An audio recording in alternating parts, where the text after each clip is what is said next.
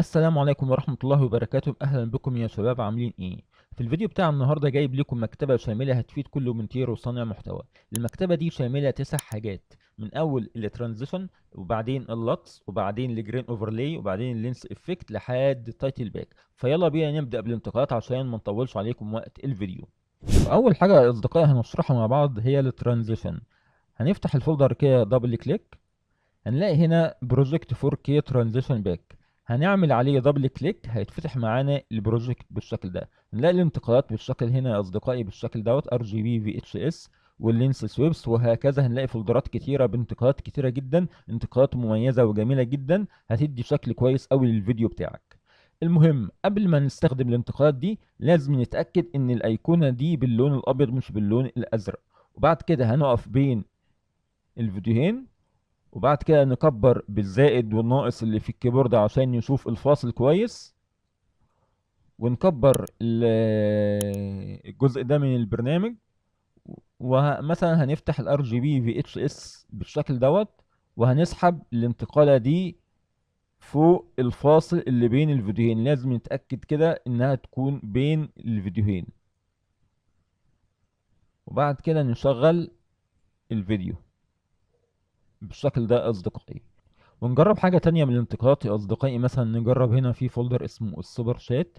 هنفتح الفولدر كده ونختار مثلا الستريتش، هنفتح الستريتش وبعد كده نكبر التايم لاين بالزائد والناقص اللي في الكيبورد. هنفتح كده ونكبر بالزائد، وبعد كده نسحب الانتقالة دي يا أصدقائي بين الفيديوهين بالشكل دوت، بحيث إنها تبقى بين الفيديو ده والفيديو ده.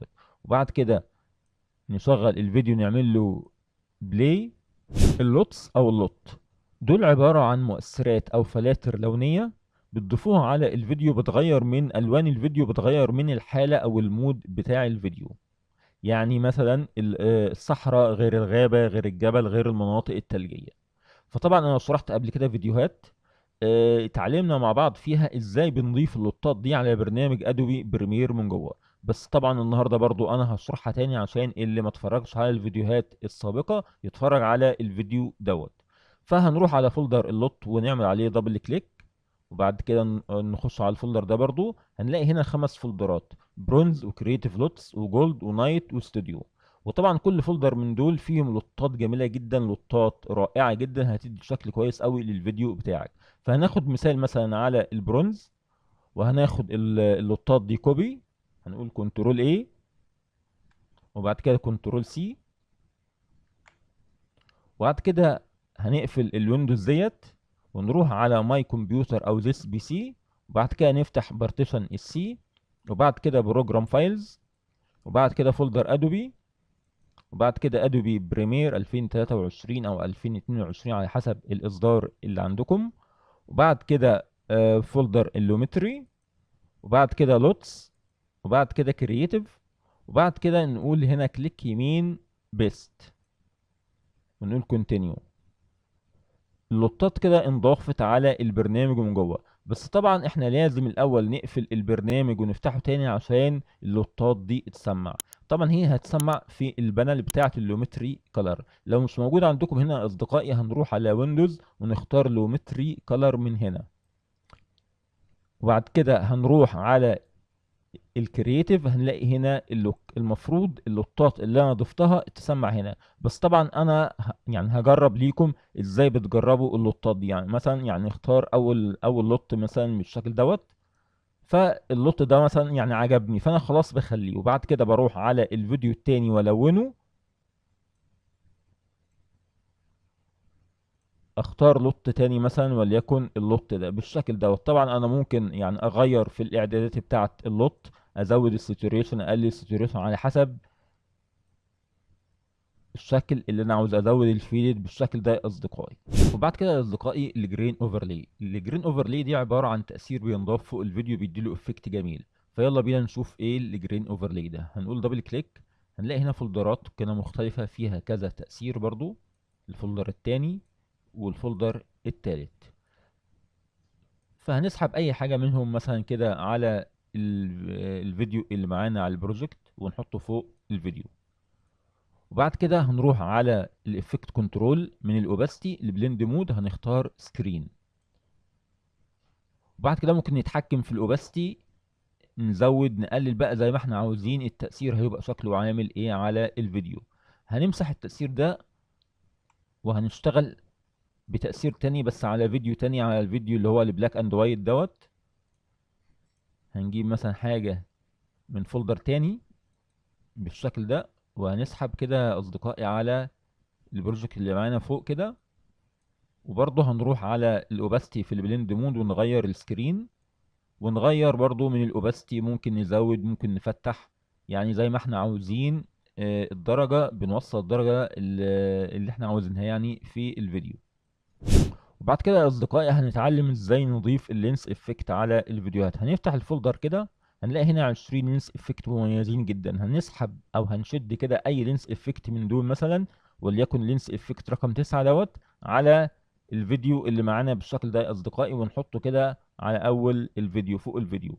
وبعد كده نتاكد ان احنا عاملين كليك على اللينس افكت مش على الفيديو، على اللينس افكت. وبعد كده هنروح على قائمه الافكت كنترول، من الاوباستي هنروح على البلند مود، نختار من نورمال لسكرين. وبعد كده نشغل الفيديو بالشكل ده يا اصدقائي.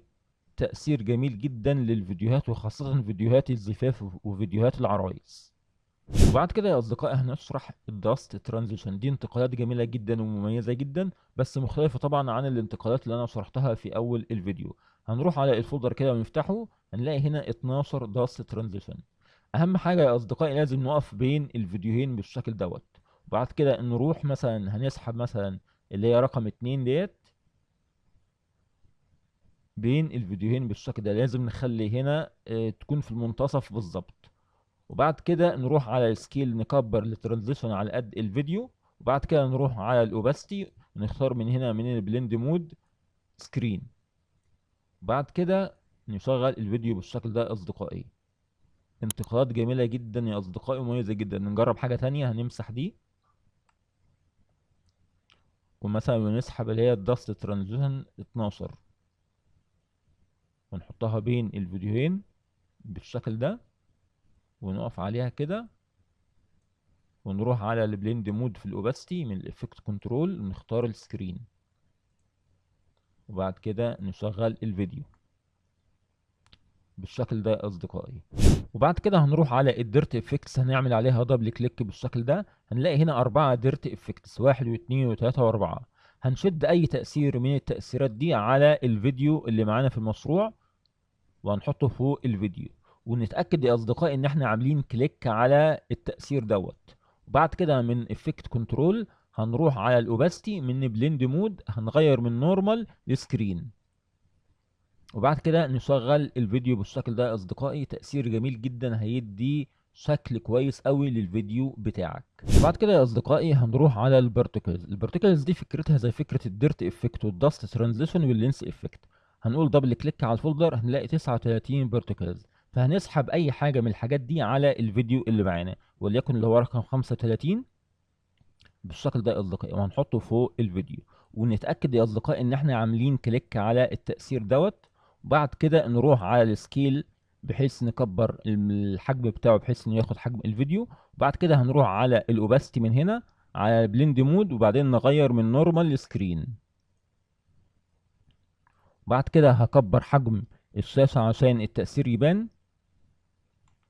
وبعد كده نشغل الفيديو بالشكل ده يا أصدقائي، هنلاقي التأثير باين في شكل دوائر خفيفة. طيب التأثير ده يا أصدقائي برضو هيشتغل على الصور، فأنا جايب الصورة هنا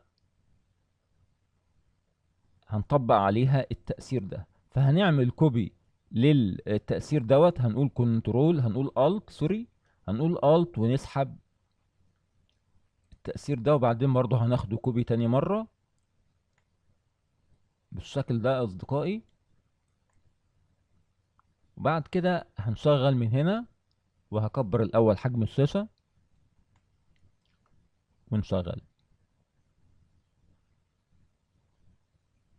التأثير باين في الصورة أكتر من الفيديو لأن الصورة ثابتة، فالتأثير باين بالشكل أهو، اللي هي الدوائر الصغيرة اللي بتتحرك دي. وبعد كده يا أصدقائي هنروح على التايتل باك، هنقول دبل كليك. وبعد كده هنلاقي تايتل باك للأفتر إفكت والبريمير برو. فاحنا موضوع الفيديو بتاع النهارده البريمير برو، فهنقول دبل كليك هنلاقي هنا سينماتيك تايتل، وهنلاقي هنا لور ثيرد مورجت.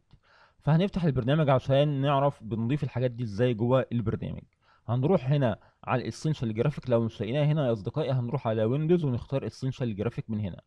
وبعد كده هنروح على الثلاث شرط دول، وهنقول مانج اديشنال فولدر، ونقول اد، ونختار الفولدر اللي موجود هنا يا اصدقائي. مثلا هنفتح من هنا، وبعدين هنروح في المكان اللي احنا حافظين فيه الفولدر بتاعنا، وهنقول هنا سينماتيك تايتل، ونقول سيلكت فولدر. بس انا اوريدي انا ضايف الحاجات دي قبل ما اسجل الفيديو دوت. فطبعا هي الحاجات هي موجوده هي اصدقائي معانا. سينماتيك تايتل يعني عناوين سينمائيه جميله جدا، هتفيدكم في الانتروهات، هتفيدكم في الفيديوهات اللي هي الدعايه والاعلان بتاعتكم. بعد كده يا اصدقائي هنختار مثلا السينماتيك تايتل رقم 18، وهنسحبها كده على التايم لاين. وبعد كده هنروح على السكيل ونكبر حجم التكست. بعد كده نغير مثلا في الكلام دوت، ممكن نكتب ميزو نجم.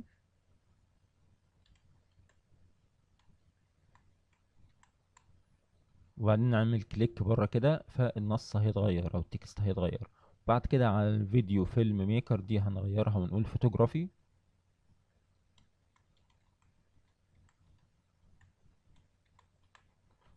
بعد كده نعمل كليك بره برضو، فالنص هيتغير. فهنغير مثلا اللون ده مثلا للون الاسود، اللي هو اللون الخلفية بتاعت فوتوغرافي. بعد كده نغير مثلا الالوان دي بقى للون مثلا الازرق دوت، النص بتاعت فوتوغرافي. وبعد كده النص الكبير بقى نغيره مثلا للون اللي هو الاورنج دوت، بالشكل ده يا اصدقائي. وده كان السينماتيك تايتل، او كانت السينماتيك تايتل. وهينطبق طبعا يعني كل التغييرات دي هتنطبق على كل السينماتيك تايتل الموجودة هنا. وطبعا برضو هتنطبق على اللور ثيرد مورجت، اللي هي الحاجات دي كلها اللي هي ال 28 ايتم. فهتنضاف بنفس الطريقة، وهيتم التعديل عليها بنفس الطريقة. وبعد كده يا أصدقائي هنشرح مكتبة الصوتيات، ودي آخر حاجة في الفيديو بتاع النهاردة، وأنا اتعمدت إن أنا أسيبها في آخر فقرة عشان ما فيهاش شرح كتير. فهندخل على الفولدر دبل كليك، هنلاقي فولدرات كتيرة فيها أصوات ممكن تستخدم في اللوجوهات، في الانتروهات، في الدعاية والإعلان، في أصوات المسدسات، أصوات البنادق، اصوات كتير جدا، زومبي، حاجات كتير جدا هتستخدم في المونتاج على برنامج البريمير او برنامج الافتر افكت. وطبعا اي ساوند من دول يعني طريقة اضافتها سهلة جدا.